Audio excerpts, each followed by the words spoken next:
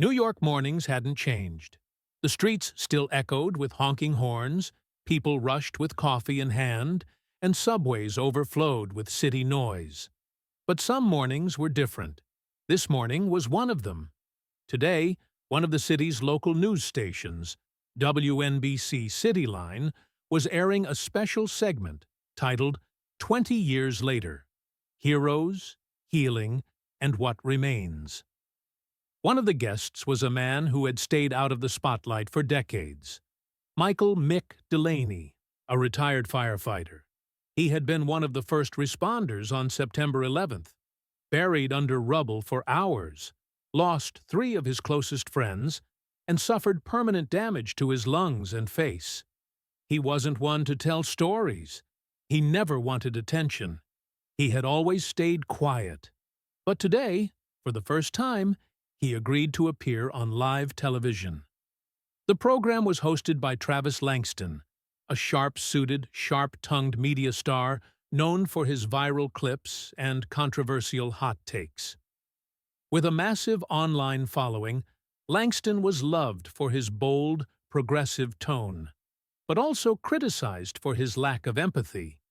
He was the face of a new era of media, polished, provocative, and often dismissive of what he deemed dated patriotism. As the show began, the studio lights warmed up, cameras rolled, everything looked professional.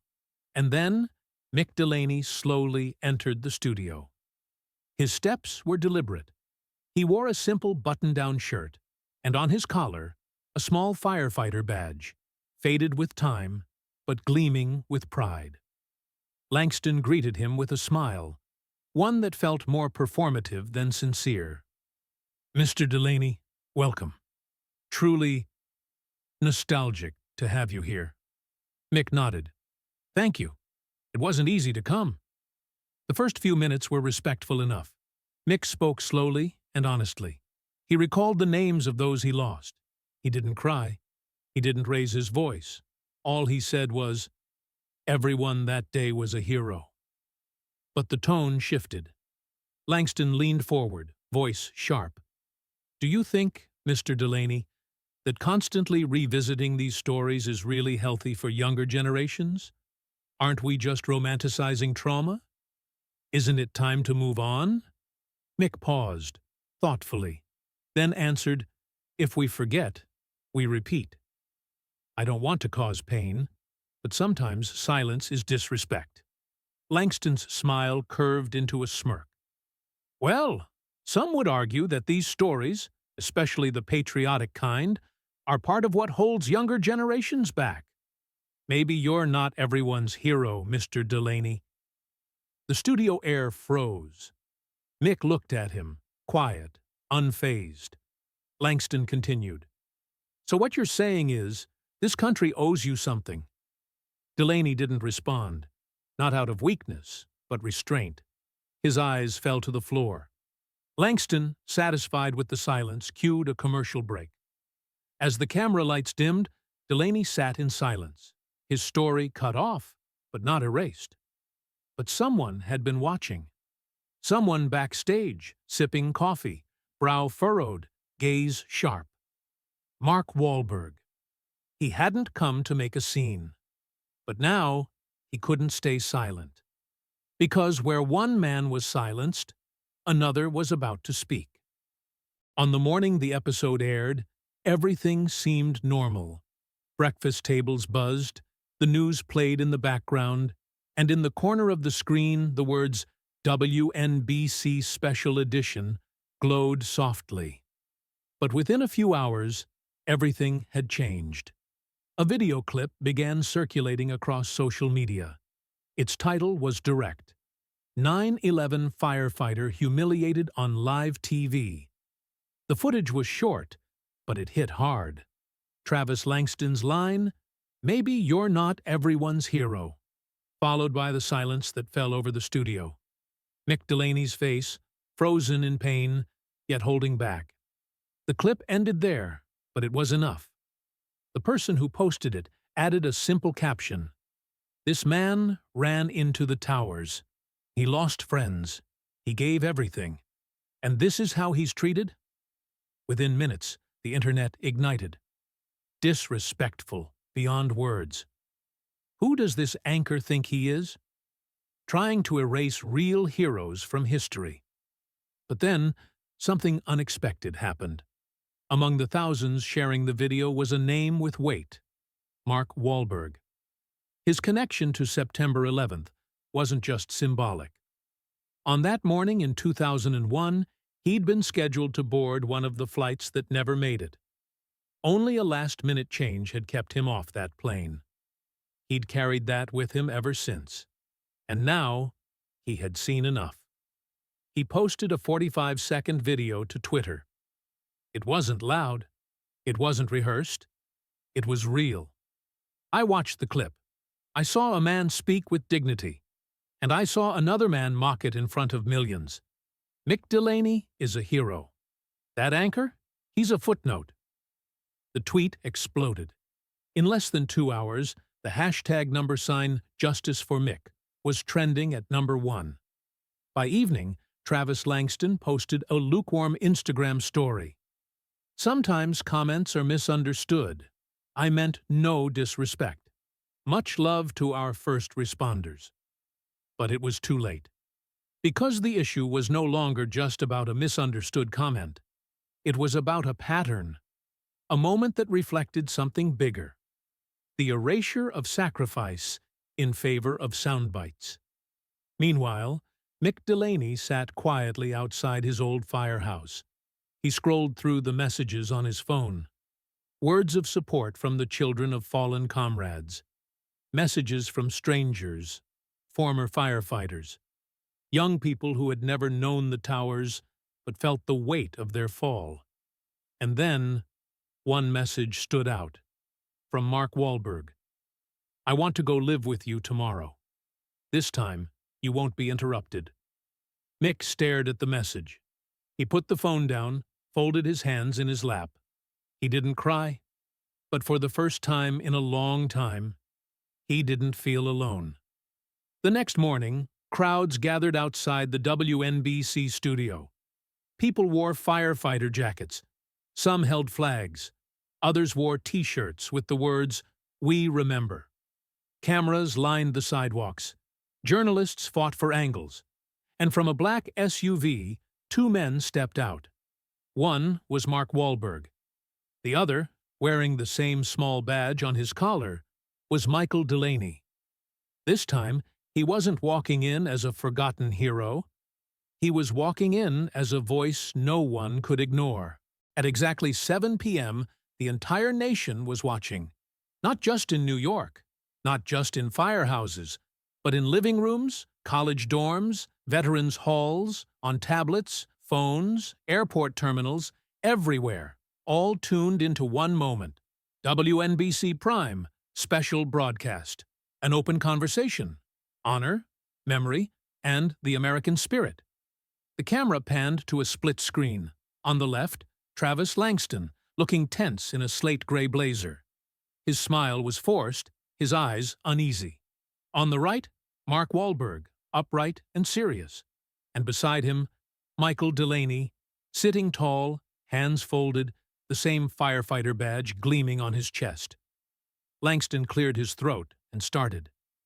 In our previous broadcast, certain remarks were interpreted in ways I did not intend. Live television is complex, and I meant no disrespect to any individual or to our nation's first responders. My respect is absolute. Wahlberg didn't look at him. Instead, he stared forward, collected. When he finally spoke, it was firm and steady. Respect isn't measured by what you say while holding the microphone.